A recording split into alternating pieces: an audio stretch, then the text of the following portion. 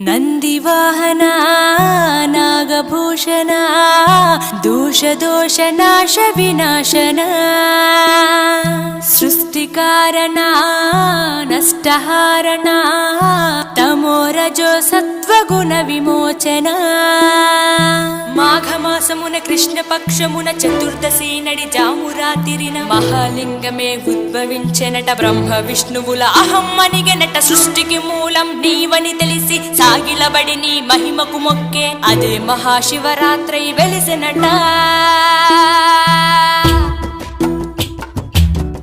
అరే ఓ జంగమా విభూది లింగమా, పక్కన పార్వతమ్మ తలపై గంగ